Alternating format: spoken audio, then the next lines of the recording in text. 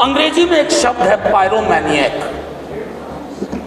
वैसा व्यक्ति जिसको आग लगाने का शौक। हमारी पूरी राजनीति इस पायरोमैनियक नाम के जंतुओं के हाथ में आग नहीं है, जो विदेश जाकर के कहेंगे वसुधैव कुटुंबकम, लेकिन देश की धरती पर अपने कुटुंबों के बीच में आग लगा। कोई कहते थे जितना कीचड़ फैलाओगे कमल खिलेगा। आपका कमल कीचड़ और पानी में नहीं खिल रहा है, ये आग में खिल रहा है। कि 2024 election is going to be the most violent election in the memory of India. आप सब तैयार रहे।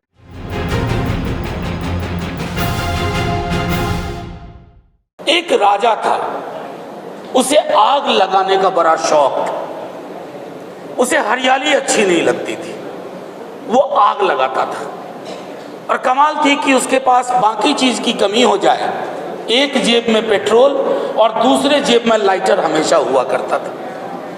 तो लोग उससे प्रयोग करवाते थे, देखो यहां आज तक कभी आग नहीं लगी है।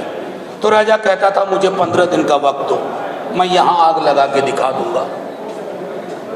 राजा के दरबारियों को भी लगा कि राजा को आग लगवाना बड़ा पसंद है। तो दरबारी लोग भी आग लगाने और लगवाने लगे। उनके पास भी पेट्रोल और लाइटर पहुंचने लगा। अंग्रेजी में एक शब्द है पायरोमैनियक, वैसा व्यक्ति जिसको आग लगाने का शौक। हमारी पूरी राजनीति इस पायरोमैनियक नाम के जंतुओं के हाथ में आ गई है, जिन्हें शांति पसंद नहीं है, अमन पसंद नहीं है, जो विदेश जाकर के कहेंगे वसुधैव कुटुंबकम, लेकिन देश की धरती पर अपने कुटुंबों के बीच में आग लगाएंगे। कोई कहते थे जितना कीचड़ फैलाओगे कमल खिलेगा। आपका कमल कीचड़ और पानी में नहीं खिल रहा है, ये आग में खिल रहा है। आप आग लगाते हो और वोट की फसल काटते हो। मणिपुर की आग को देख के आया हूं, गुजरात की आग देखी है, अभी नूह मेवात में वो आग दिख रहा है। सतपाल मलिक साहब आए नहीं, उन्होंने एक बात कही हाल के दिनों में कि 2024 election is going to be the most violent election in the memory of India. आप सब तैयार रहिए, ये वायलेंस फ्री इंडिया हम सब चाहते हैं, लेकिन तैयार रहिए, बहुत हिंसा होने वाली है। कहीं जाति के नाम पे होगी, कहीं दलित मारा जाएगा, और मुसलमान तो मारा जा ही रहा है। आपकी कोशिश सिर्फ चुनाव जीतना नहीं होना चाहिए।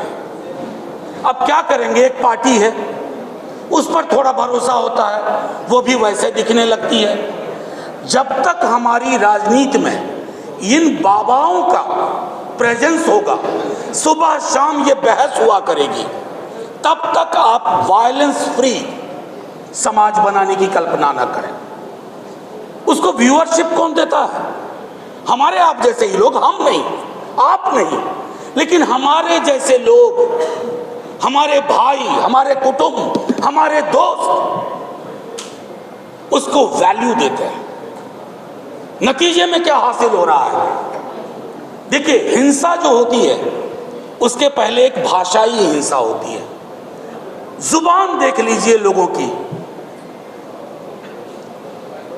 किस तरह की जुबान से बात होती है। मैं नहीं कहता कि पहले दंगे नहीं होते थे, पहले भी होते थे। जब हम छात्र जीवन में थे तब भी दंगे होते थे। मैं रांची में पढ़ता था, रामनवमी के दौरान दंगे की आशंका होती थी रांची और जमशेदपुर में, लेकिन तब दंगा करने वाले सहमते थे।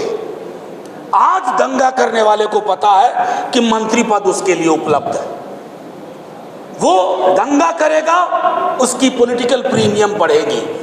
दंगा और हिंसा हमारे समाज में नॉर्मलाइज हो गई है, ये चिंता का विषय है।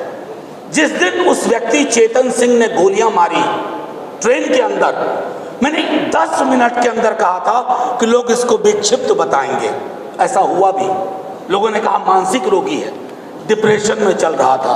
आपने करोड़ों की तादाद में ऐसे मानसिक रोगी इस देश में पैदा कर दिए हैं। हमारी कोशिश है कि उनको मानसिक रोग से निकाला जाए। और ये तब तक नहीं होगा जब तक हम लड़ाई अलग अलग लड़ेंगे, कि दलित की लड़ाई अलग, मुसलमानों की लड़ाई अलग, किसानों की लड़ाई अलग, मजदूरों की लड़ाई अलग, स्टूडेंट्स की लड़ाई अलग, शिक्षकों की लड़ाई अलग। ये तो टापू में तनहा तनहा लड़िएगा तो आग लगाने वाले राजा को और आसानी हो जाती है। उसे पता है कि एक को संभाल लो अभी, बाकी संभल जाएंगे। देखते देखते एक देश की इतनी बड़ी आबादी को इनविजिबलाइज कर दिया गया, अदृश्य कर दिया गया। पॉलिटिकल पार्टीज भी चुप रहना शुरू कर दी, करे यार ये तो ठीक नहीं है, इस पर ज्यादा मत बोलो, वो वोटर नाराज हो जाएंगे। पॉलिटिकल पार्टीज का काम ये भी होता है कि आप एडुकेट करिए, अपने लोगों को बताइए। असल में दिक्कत हुई है बीते दिनों में, ये जो ब्रांड मेकर्स और आ गए हैं पॉलिटिक्स में, तो उन्होंने कार्यकर्ताओं को खत्म कर दिया। अब किसी भी पॉलिटिकल पार्टी को नॉर्मली कार्यकर्ता नहीं चाहिए। वो कहीं विदेश से पढ़ा हुआ कोई एक बंदा आएगा, उसके साथ 15-20 लोगों की टीम होगी और वो पीआर का काम देखेगा। तो कोई पॉलिटिकल पार्टी हो जो कार्यकर्ताओं की गर्व से निकली है, उस पार्टी में भी कार्यकर्ताओं को उस रूप में नहीं देखा जाता जैसे अब तक। मैं सिर्फ इतना कहूँगा कि साथियों, प्रेस के दोस्त, मुझे पता है कि अंग्रेजी में एक कहावत थी, if it bleeds it leads, यानी खून बहता है तो पढ़ा ज़्यादा जाता है। मैं प्रिंट के दौर की बात कर, लेकिन ये खून आपके दरवाजे तक पहुंच गया है, ये मेरे दरवाजे तक पहुंच गया है। कहानी मुसलमान से शुरू हुई थी, अब इस देश में कोई महफूज नहीं है।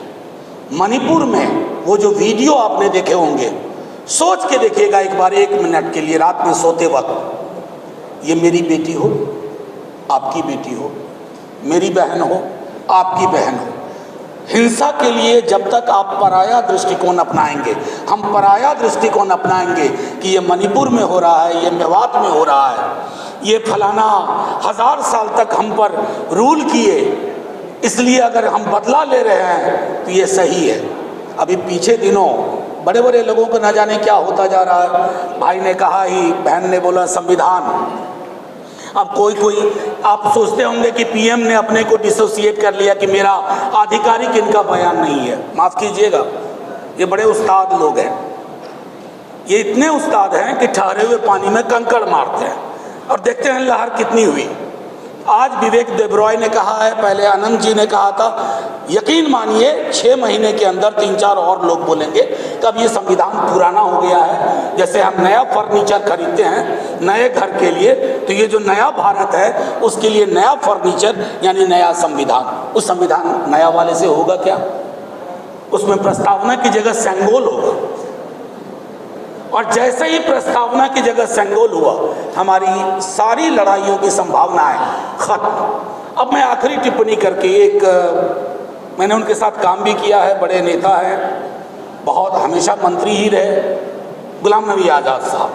अब उन्होंने कहा कि सारे मुसलमान हैं कश्मीर में या फलाना जगह, वो सब हिंदू। ये इतिहास में जाकर के गड्ढा खोदने का जो काम शुरू हुआ है, एक तरफ तो आप चंद्रमा जा रहे हो, मंगलयान जा रहे हो, और जैसा आपने कहा कि सीवर की डेथ की चिंता नहीं है, लेकिन हाँ मस्जिद मस्जिद घूम करके गड्ढा खोद रहे हो कि कहीं कुछ मिले, ताकि देश की राजनीति, आपकी श्रद्धा इस बात में नहीं है कि वहाँ शिव निकले या फलाना निकले, आपकी आस्था इस बात में है कि एक और मसला मिले हाथ में, एक और मसाला मिले, ताकि 10 बरस के लिए और आग लगाएं। पेट्रोल और लाइटर है ही। तो मैंने सिर्फ इतना आग्रह किया, और हम उस धारा के लोग हैं, पृथ्वी पे धर्म पहले नहीं आया, भगवान नहीं आए, इंसान आए। इंसान को धर्म में और भगवान में बांटने का काम किसी इंसान ने किया। इसलिए ये कहानी शुरू करोगे, हम ये भी पूछ लेंगे कि इस देश के तमाम बौद्ध स्तूप कहाँ गायब हो गए, कौन खा गया उनको, जमीन निगल गई या आसमान खा गया। तो इतिहास में उल्टे पांव की यात्रा से कुछ हासिल नहीं होगा सिवाय हिंसा के। और इस हिंसा का समाधान, माफ कीजिएगा नवेद साहब, 24 के चुनाव के नतीजों में नहीं है। चुनाव अंगणित होता है, अंगणित से आप जीत जाते हैं, लेकिन काम करने की जरूरत है मनोविज्ञान पे, जहां हम नहीं कर पा रहे हैं। जितने भी कम्युनल आउटफिट्स हैं उनके पास कितने तरह के सिंबल हैं। हम तमाम सेक्युलर लोग, बहुजन समाज की राजनीति करने वाले लोग, हमारे पास सिंबल्स नहीं है। हम अपनी राजनीति करना जानते ही नहीं और ना सीखना चाहते हैं। पीआर एजेंट्स के हाथ में अपनी राजनीतिक किस्मत हमने दे दी है। जब तक उनके हाथ से वो किस्मत की चाबी नहीं लेंगे, हिंसा मुक्त समाज नहीं होगा। जय हिंद, जय भीम, जय भारत।